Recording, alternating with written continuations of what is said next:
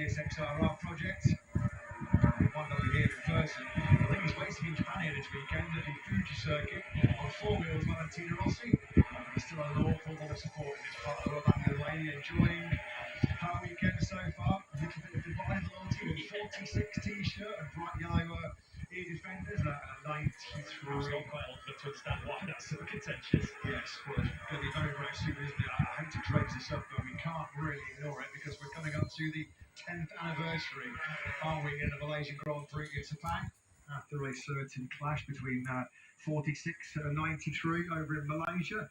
Let's go down and say good morning to Jack for the first time, and then say good morning to Jack for the first time on our fly away tour. A bit of a tech update. What's going on, Jack? Yeah, good morning to everybody at home. I have to say, on a this Friday morning here in Japan, even when we were walking to the cars this morning at 7:30, the sun already was searing down on us. It's certainly going to be a test, these conditions for everybody, but we do anticipate we could have a little bit of wet weather throughout the course of the weekend, which feels normal for a Japanese Grand Prix. And yeah, we saw Ken Calucci down in the Honda test garage, quite interestingly. He's a pretty radical compared to what the rest of the R3 do on TV. In particular, the rear seat unit, it is completely redesigned, much sort of fatter in the middle, which gives you the impression that they have had some extra to put something within that seat unit. Now, more often than not, that will be a mass damper that will go into that. So that is on both machines, and it is radically redesigned as well.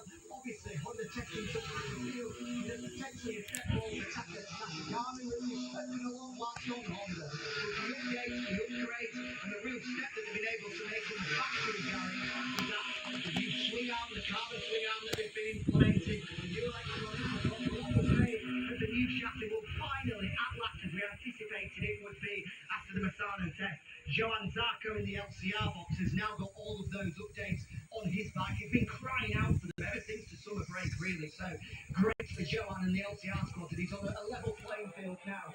Johan there and Luca Marini. And just finally, and for me, probably the most interestingly as well, for so often the exhaust system on the Yamaha M1 has remained the same, probably for more than a decade now. It has been just a classic design that has worked for them, but Miguel Oliveira, Jack Miller, and Fabio Quartararo have a completely new design, quite radically different exhaust units on the rear of those M1, which I think will come to a surprise to a lot of people, given the fact that we expect that this M1 in its current format with this inline four is pretty much going to die in 6 rounds' time when they move across to the V4. So Yamaha, fair play to them and credit to them that despite only having 6 rounds left of the M1 in its current formation, they are still trying this new exhaust device for Fabio, Jack and Miguel to try this morning. And just finally as well, 1-1, sorry to keep waffling on. A lot has been mentioned about Pecco Bagnaia. Well, some of the changes, Davide Tardozzi confirming first report by Sky is continuing on with their old front forks, which he had so much success with in previous years. He's also now reversing back to the 2024 swing arm as well. So those just two of some of the changes that Pecco has made at the Italian test and has continued on here in Japan. Yeah, thanks very much, Jack. Great spotting, as always, down in Pele. While we were listening to the back end of Jack's interesting tech updates, it's been a real tall start for this Japanese Grand Prix for a couple of Aprilias. Raul Fernandez down hard. I think it was turn 7, wasn't it, that caught out Raul. There he goes, a couple of foul rolls through the gravel trap there for Fernandez. Turn 10, turn 11 though. Tell me, graphic, turn 11 it was the downhill 90-degree corner. A real nasty front end washout for Marco Bezzecchi. 5 toed in the last 7 Grand Prix for Bez, but an early cage rattler for the Italian to kick off his Mercedes experience. He went down quite early, didn't he? He didn't get anywhere near to the heart of the corner. Did Bez. We saw the crash just as it was unfolding. It looked like a big one. Fortunately for Bez, he was straight up on his feet. You can already see there down in the back of the Aprilia box, the hard work already going on his second bike to get Bez ready to resume with this session. Arriving here, of course, in arguably the best form of his MotoGP career. Rode phenomenally well to push Marc Marquez all the way to the very last corner. At the very last lap before Marc Marquez took that San Marino Grand Prix victory, of course, having handed Bezzecchi in many respects the sprint win the day before. But Bez was putting the pressure on, in fairness to Marc Marquez. You could argue it was a forced error from Marc Marquez rather than an unforced one, but there's the incredible confidence that he carries, taking a bit of a dent somewhat on this Friday morning. Yeah, he was absolutely destroyed after that Misano Grand Prix, wasn't Marquez? He barely had the energy to throw his boots into the crowd off the podium. That's how hard he fought to try and win his home Grand Prix. Really wanted. He pushed Marc all the way to the checker flag. They were trading record laps, weren't they? Right down to the checker flag. Lopez and Marc. So it was probably his best race in MotoGP.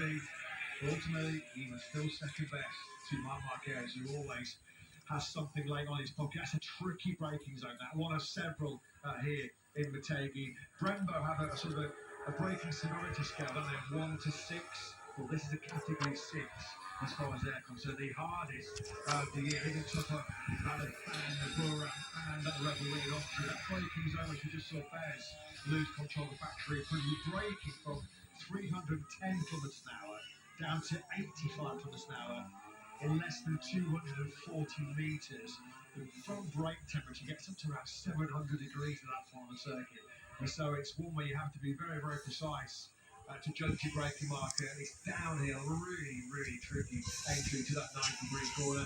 You need to understand why Fed was caught out early. And that's why Michelin have also gone so conservative with the tyre options, certainly in terms of the front tyre for this weekend. They've actually gone a step harder than they were even last year here in the Techie, with the medium front tyre from last year is now, of course, the soft, and the hard from last year is now the medium, with a new reinforced harder front tyre for this weekend to cope with the very specific demands of this Techie circuit. The rear tyre options is not so much a rear tyre with the circuit, they're exactly the same as they were a year ago, so some familiarity in that respect.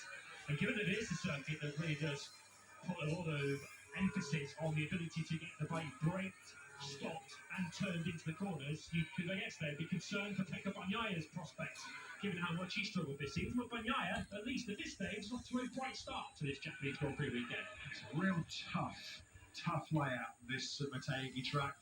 Only just over 4.8 kilometres in length, very stop and go. Aside from the fact it's got so many hard braking zones, you're braking for around 32 seconds a lap, around a third of a lap. But this track has the most gear changes on the Grand Prix calendar as well, across the sprint and the Grand Prix, which is a total of 36 racing laps. The riders are going to be changing gear around 1,500 times. Busy old layout is this track in Motegi, built of course by Honda all the way back in 1997. And as Jack just alluded to there, with all these latest tech updates coming out of the Japanese factory, Honda are really starting to find some form, aren't they? Led by the brilliant Luca Marini, who comes into HRC's home Grand Prix, points in the last 3 Grand Prix, points in the last 3 sprints for the first time at Honda. And I was really struck by how much work Honda are doing behind the scenes. And I think my media director Lozano, this Spargo, was flown out to Japan for a one-day test. They flew all the way out to Japan to mezz'ora più recupero al termine della gara. Tackle vincente, pallone recuperato. Gareth Bale punta la porta, non lo chiude nessuno. Attenzione, perché questa può essere l'azione che vale il vantaggio, e c'è la rete, e dunque si riporta in vantaggio. Vediamo il replay dell'azione di prima, anche questo gol di forza, cercando in quel periodo aveva fatto un portiere dopo aver raggiunto il limite pallone che viene allontanato.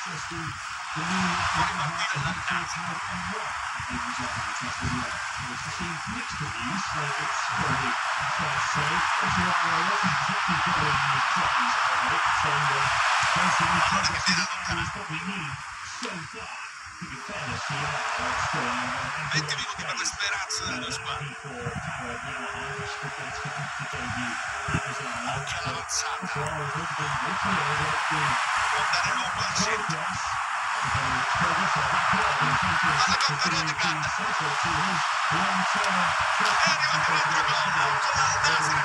diretto con Al-Nasr, che dunque tenta da lungo e sembra avere il match in pugno. 2 gol di vantaggio. E vediamo il gol.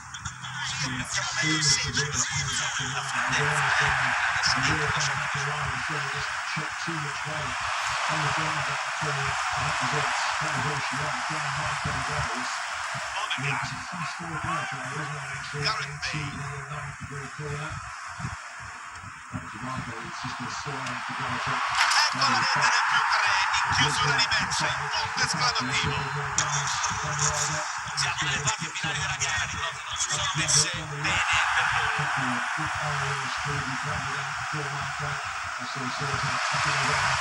Karim Benzema, Vinicius Junior, proprio uscito,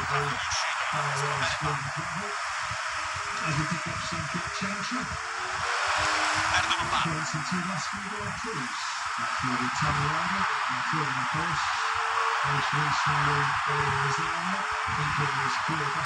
Ha il supporto dei compagni.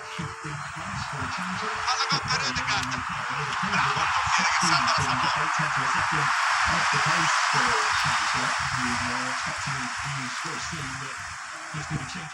Che può bastare, fischia l'arbitro, vittoria per la formazione di casa. Hanno fatto una fatica per rispondere al making his way into the Korea box once again. But yeah, Chantra, he absolutely dominated this Moto 2 Grand Prix a couple of years ago around here when he topped every single session and won on pole position. So perhaps if there is one circuit on the Moto where Chantra has a good opportunity to compete against the midfield, this might be it.